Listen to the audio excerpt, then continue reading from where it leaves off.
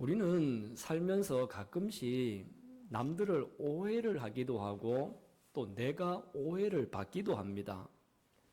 아마 여러분들도 살면서 주위 사람들에게 오해를 받아본 적이 있을 겁니다. 나는 이런 말과 이런 행동을 하지 않았는데 한 것처럼 소문이 났습니다. 그래서 많은 사람들이 손가락질을 하면서 오해를 내서 곤란을 겪었던 적이 아마도 있었을 겁니다. 반대의 경우도 있습니다. 내가 다른 사람의 말이나 행동을 곡해를 내서 또 다르게 오해를 하기도 했었죠. 이렇게 오해를 하게 되어지면 관계에 문제가 생깁니다. 부부 간에도 오해를 하게 되어지면 부부 사이에 문제가 생겨요. 부모 자식 간에도 오해를 하게 되어지면 문제가 생길 수밖에 없습니다. 이렇게 오해는 좋았던 관계를 깨뜨리는 아주 악영향을 미치는 것이 오해이죠. 저도 마찬가지입니다. 저도 목회를 하는 목사로서 때로는 성도들을 오해를 하기도 합니다. 아니, 저분이 왜 저러지? 이런 오해를 할 때도 있거든요. 그리고 성도들 중에서도 아마 여러분들도 저의 말이나 저의 행동 때문에 오해를 한 분도 있었을 겁니다. 그런 경우들이 많이 있습니다. 교회 안에서 어떤 성도님들이 목사님이나 성도님들을 오해를 내서 나는 목사님 얼굴도 보기 싫다. 교회 가기도 싫다. 이렇게 해서 교회를 떠나버리는 경우도 오해로부터 시작되는 경우가 많았다는 겁니다. 어느 믿음이 아주 좋은 며느리가 한 분이 있었답니다. 믿음이 좋아요. 근데 며느리는 참 좋은데 시어머니는 교회도 다니지 않고 이 며느리가 교회 다니는 것도 기분 나쁘고 며느리가 하는 행동 모든 게 다 기분이 나쁘고 그러다 보니까 며느리를 엄청 구박을 했다고 그래요. 그래도 이 며느리는 구박을 당할 때마다 시어머니에게 같이 대든다든지 이렇게 하지 않고 날마다 기도하면서 시어머니를 위해서 기도했다고 그래요. 근데 이 며느리가 힘이 들 때마다 늘 찬송을 불렀답니다. 너 시험을 당해 범죄치 말고 내가 시험이 들더라도 범죄치 말고 늘 이겨야 된다라고 하는 그런 믿음을 가지기 위해서 이 노래를 늘 불렀다고 그래요. 어느 날 이제 목사님과 교회 성도님들이 이 집에 신방을 오셨어요. 그래서 목사님께서 그 시어머니에게 그런 말씀을 했습니다. 이 집의 며느리가 참 좋으신 분입니다. 이 집의 며느리가 참 복된 며느리입니다. 칭찬을 많이 했어요. 어머니를 위해서 늘 기도합니다. 그러니까 이 시어머니가 벌컥 화를 내시는 겁니다. 이 며느리 그거 다 거짓말입니다. 며느리가 행동하는 거 전부 거짓말이고 속과 겉이 다른 사람이 바로 우리 며느리입니다. 내가 며느리가 노래하는 건 맨날 다 듣고 있습니다. 그렇게 이야기하시는 겁니다.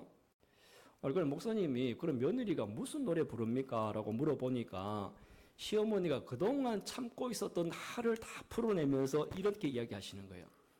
우리 며느리가 노래를 부르는데 뭔 노래를 부르냐 하면 너 시험일 당해 범죄치 말고 너 시험일 이겨 새 힘을 얻고. 이 뭐 말인지 아십니까? 며느리는 시험을 물리치고 시험을 이겨야 된다고 노래를 했어요. 근데 시어머니의 귀에는 뭐라고 들리느냐 하면 시어미로 들리는 겁니다. 그래서 이 며느리가 맨날 노래 부를 때마다 이 시어미를 이겨서 새 힘을 얻어야 된다. 시어미를 용기를 다해서 물리쳐야 된다. 이런 노래를 맨날 듣고 있는 시어머니의 마음이 어떻겠습니까? 이 며느리가 나를 물리치기 위해서 맨날 그렇게 다짐을 하고 나를 이렇게 이겨먹으려고 교회도 가는구나. 이렇게 오해를 하기 시작했어요. 그러니까 오해를 하기 시작하니까 시어미로 들렸다는 거지 않습니까? 여러분, 이렇게 오해를 하기 시작하면 곡해가 되어집니다. 오해를 하기 시작되어지면요, 마음에 섭섭한 마음이 들어서 나한테 그럴 수도 있어라고 하는 마음이 아니라 어떻게 나한테 이럴 수가 있어? 이런 마음이 생기기 시작합니다. 그럼 그런 마음이 생기기 시작하면요, 상상의 날개를 무한대로 펼칩니다. 이 상상의 날개가 점점 퍼져서 상상만 하는 게 아니라 없었던 일까지 창조를 하게 되지 않습니까? 그래서 우리 선조들이 오해를 사지 않기 위해서 조심을 해야 된다라고 하는 교훈을 하나 남겨놓은 게 있어요. 그게 어떤 교훈이냐 하면 배나무 밑에서 갓끈을 고쳐 매지 말고 참외밭에서 신발끈을 고쳐 매지 말아라. 괜히 오해받을 수 있다라는 그런 말이지 않습니까? 여러분, 오해는 우리 삶과 신앙에 아주 깊은 영향을 미치는 것 중에 하나입니다. 이 오해라고 하는 것은요, 잘못된 해석이나 잘못된 이해로 발생을 하지 않습니까? 그러다 보니까 이것은 인간관계, 사람과의 관계뿐만 아니라 하나님과의 관계되는 신앙에도 큰 장애물이 되어지는 것이 오해라는 겁니다. 그렇기 때문에 오해가 생겼을 때에는요, 이것을 장기간 품고 있으면 눈덩이처럼 점점 불어납니다. 그래서 빨리 해결을 해야 되는 것이 오해이거든요. 우리가 오늘 읽었던 이 사무엘상 1장 말씀을 보게 되어지면 사무엘 선지자의 어머니였던 한나의 이야기가 나오는 것입니다. 한나는 엘가나라고 하는 사람과 결혼을 했어요. 근데 시간이 지나도 아기가 없습니다. 이 한나는 아기를 너무너무 갖고 싶었는데 자기 뜻대로 되지를 않는 겁니다. 이것 때문에 마음에 너무 괴로움이 많았어요. 근데 이 마음이 너무너무 괴로워서 어떻게 하느냐 하면요, 이 한나의 마음을 여러분 성경 한번 보십시오. 10절을 같이 한번 읽어볼까요? 10절 같이 봅니다. 한나가 마음이 괴로워서 여호와께 기도하고 통곡하며. 자, 마음이 얼마나 괴로웠습니까? 너무 괴로워가지고 기도를 하는데 기도가 통곡이 되어지는 겁니다. 얼마나 힘든 시간을 보내고 있다라고 하는 것을 잘 보여주고 있지 않습니까? 여러분도 마음에 괴로움이 있으면 이 한나와 같이 예수님을 찾고 주님을 찾지 않습니까? 우리가 예배 전에도 불렀던 찬송 가운데 괴로울 때 주님의 얼굴 보라. 이 한나도 지금 괴로운 심정과 이 괴로운 마음을 가지고 하나님 앞에 나와서 기도하고 통곡을 하고 있는 겁니다. 그런데 지금 안 그래도 너무 마음이 괴롭고 힘들어서 성전에 와서 기도하고 있는데요, 자기의 마음을 더 괴롭게 하는 일이 생겼습니다. 그게 뭐냐 하면 이때 지금 성전의 제사장이 엘리 제사장이었었거든요. 근데 엘리 제사장이 성전에 와서 기도하는 한나를 봅니다. 근데 한나는 너무 마음이 괴로워서 통곡을 하면서 기도하고 있는데 엘리 제사장의 눈에 한나가 어떻게 보였어요? 자, 성경 다시 한번 보십시오. 13절 우리 같이 한번 읽어볼까요? 한나가 속으로 말하매 입술만 움직이고 음성은 들리지 아니하므로 엘리는 그가 취한 줄로 생각한지라. 자, 기도하는 한나를 보고서요, 제사장은 술에 취해서 술 조정하는 것으로 생각했다. 이렇게 생각했다라고 하는 게 뭡니까? 오해를 했다는 거죠. 그러니까 이렇게 오해를 하고 나니까 더 이제 확대가 되어져 가지고 한나를 불러요. 제사장이 한나를 불러서 뭐라고 이야기하느냐 하면요, 14절 다시 볼까요? 자, 14절. 엘리가 그에게 이르되 네가 언제까지 취하여 있겠느냐, 포도주를 끊으라 하니. 자, 얼마나 이 한나의 마음이 어떻겠어요? 자기는 열심히 하나님 앞에 나와서 기도하고 있는데 이 성전의 제사장이라는 사람은 자기를 불러가지고 뭐라고 이해를 하느냐 하면 술 좀 그만 마셔라, 술 좀 끊어라, 이렇게 지금 충고까지 하고 있는 겁니다. 여러분, 이렇게 오해를 받는 한나의 마음이 여러분 어떨 것 같습니까? 여러분 만약에 한번 생각해 보십시오. 여러분들이 너무너무 괴로운 일이 있어서 교회에 기도하러 왔습니다. 교회에 기도하러 와서 막 큰 소리로 기도하고 통곡하며 울면서 자기의 마음을 하나님께 내려놓았어요. 근데 목사님이 불러요. 목사님이 부르시더만 집사님 술 먹고 교회 왔어요? 지금 술 좀 그만 먹어요. 술 취했습니까? 만약에 이렇게 대하고 부른다라고 하면 마음이 어떻겠습니까? 이것은 아마 오해를 해가지고 상처에다가 기름을 붓는 격이 되어지고 말 것입니다. 이렇게 오해를 받는 당사자는 안 그래도 힘든데 더 힘든 일이 가중이 되어지는 것이 이 일들을 보면서 우리가 본다는 거죠. 그러면 여러분, 우리는 내가 오해를 할 수도 있고 내가 오해를 받을 수도 있지 않습니까? 그러면 이 오해를 풀기 위해서 어떻게 해야 될까요? 이 풀기 위해서 필요한 게 뭐냐면요, 오해를 푸는 열쇠는 이해입니다. 오해라고 하는 것이 문이 잠겨져 있어요. 그 문을 풀 수 있는 열쇠가 바로 이해라는 거거든요. 오해하기 시작하면 끝도 없어요. 그러나 이해하기 시작하게 되어지면 오해가 풀리지 않습니까? 근데 이해하기 위해서 꼭 필요한 게 있습니다. 그냥 이해가 되는 게 아니에요. 이해하기 위해서 꼭 필요한 것은 뭐냐 하면 직접 말을 들어보는 겁니다. 마음에 꿍 하고 있으면요, 오해가 점점 더 쌓여갑니다. 의도가 뭐지? 저 사람이 지금 뭔 생각을 하는 거지? 아마 우리 가까운 예로 남편과 아내 사이에서 서로가 오해가 생겼습니다. 그럼 오해가 생기면 대부분의 남자들은 입을 꾹 닫고 꿍하게 있습니다. 그러면 오해가 풀리는 게 아니라 아내의 마음속에는 저 사람이 무슨 꿍꿍이가 있어서 말도 안 하고 저러고 있지?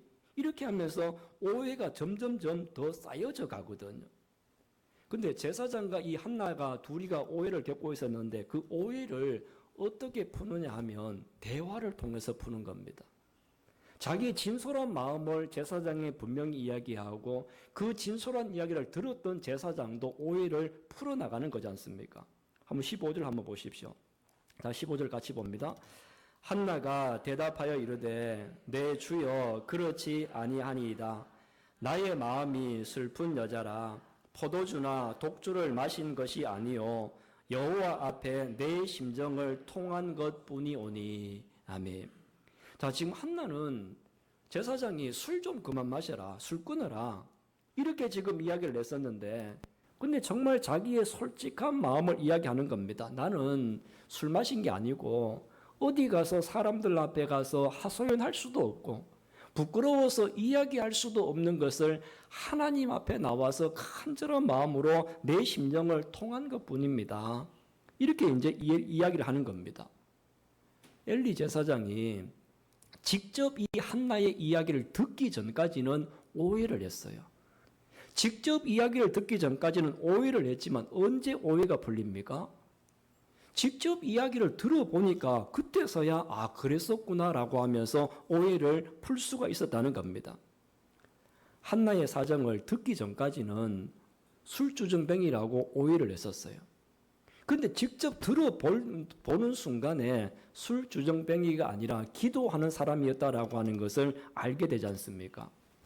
여러분, 우리도 마찬가지입니다. 저와 여러분도 마찬가지고 여러분 주위에 있는 사람들도 마찬가지인데 우리가 직접 이야기를 들어보면 아 그래서 그랬구나, 아 그래서 이런 일이 생겼구나라고 하는 것을 이해하게 되어지면 상황이 변화가 될 줄로 믿습니다. 그래서 18절 한번 보십시오. 자, 18절 같이 한번 읽어보겠습니다. 이르되 당신의 여종이 당신께 은혜 입기를 원하나이다 하고 가서 먹고 얼굴에 다시는 근심빛이 없더라. 아멘. 자, 오해가 풀리니까 얼굴에 근심빛이 사라지게 된 거지 않습니까? 여러분도 혼자서 생각하면서 오해하지 말고 오해하는 당사자와 사람들을 함께 만나서 진솔한 대화를 시도해 보시기를 바랍니다. 여러분, 저한테도 마찬가지입니다. 저한테도 혹시라도 여러분들이 우리 사람들 사람 사이다 보니까 오해할 수 있지 않습니까? 오해를 해서 목사님이 나만 싫어하시나? 목사님이 나만 이상하게 생각하시나? 왜 나한테만 이러지라고 혼자서 생각하면서 온갖 상상의 날개를 펼칠 때가 있거든요. 그러면 오해를 해서 상상하다 보면요, 멀쩡한 목사도 이상한 목사로 바뀌게 됩니다. 그래서 오해는 당사자의 말을 직접 듣지 않고 다른 사람들을 통해서 듣게 되어지면요, 오해가 생깁니다. 그래서 이해가 안 되는 것이 있으면 솔직하게 물어보고 솔직하게 대화를 나누는 순간에 오해가 이해로 풀려질 줄로 믿습니다. 그런데 여러분, 우리가 아무리 대화를 시도해 보려고 하고 풀려고 해도 잘 안 될 때가 또 많아요. 여러분도 그렇지 않습니까? 풀려고 마음은 먹었는데 오히려 더 만나서 이야기하다 보니까 오해가 더 커져 버리기도 하고 더 문제가 커져 버릴 때도 있거든요. 근데 이때 필요한 게 뭐냐 하면 사랑입니다. 우리가 오해를 풀고 이해하기 위해서 꼭 필요한 우리의 마음은 사랑이라는 마음이거든요. 여러분, 2 더하기 2가 뭡니까? 2 더하기 2면 몇이 되면 4가 되지 않습니까? 2 더하기 2는 4가 돼요. 이것을 이제 이렇게 이야기합니다. 이해 더하기 이해는 사랑이다.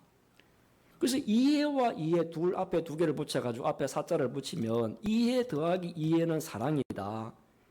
우리가 이해하고 또 이해하는 것, 그것이 사랑인 줄로 믿습니다. 사랑하는 마음이 있으면요, 모든 게 다 이해가 됩니다. 그럴 수도 있지. 성경에서는 사랑은 허다한 허물을 다 덮는다. 아무리 많은 허물이 있고 아무리 나쁜 것이 있어도 그 모든 것을 이해하게 만들고 덮어주고 용납해주는 것이 사랑이다라고 말씀하지 않습니까? 성경은 하나님은 사랑 본체라고 말씀하고 있습니다. 예수님도 우리에게 끊임없이 말씀하고 있는 것이 사랑이셨습니다. 하나님이 우리를 사랑하신다, 예수님이 우리를 사랑하신다라고 하는 것은 하나님이 우리를 이해하고 계신다. 예수님이 저와 여러분의 삶을 이해하고 계신다는 말씀인 줄로 믿으시기를 바랍니다. 사람은 나를 오해해도 하나님과 예수님은 나를 이해해 주실 줄로 믿습니다. 왜 그럴까요?